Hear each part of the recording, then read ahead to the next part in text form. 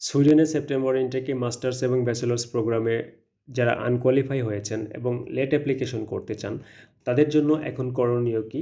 So প্রথমত আপনি আপনার অ্যাকাউন্টে প্রবেশ করবেন এবং আপনি যে কারণে আনকোয়ালিফাই হয়েছেন সেই কারণটা জেনে নেবেন, যেটা আপনার প্রোফাইলে প্রোগ্রাম ডিটেইলসের মোর ইনফরমেশনে জানিয়ে রেখেছে।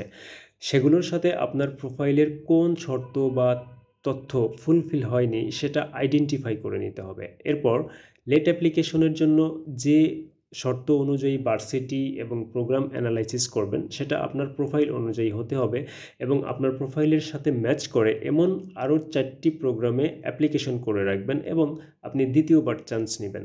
সো লেট অ্যাপ্লিকেশন নিয়ে আপনাদের যদি কারো কোনো প্রশ্ন থাকে বা কেউ যদি কোনো কিছু বুঝতে অসুবিধা হয়, তাহলে অবশ্যই আপনি ভিডিওতে কমেন্ট করবেন, আমি অবশ্যই অ্যান্সার করব। অথবা কেউ যদি আমার মেন্টর সার্ভিস নিয়ে আপনার প্রোফাইলটা অ্যানালাইজ করে দেন, লেট অ্যাপ্লিকেশনের জন্য অ্যাপ্লিকেশন সাবমিট করতে চান, সেক্ষেত্রে কিন্তু এই নাম্বারে যোগাযোগ করে সার্ভিসটি নিতে পারবেন।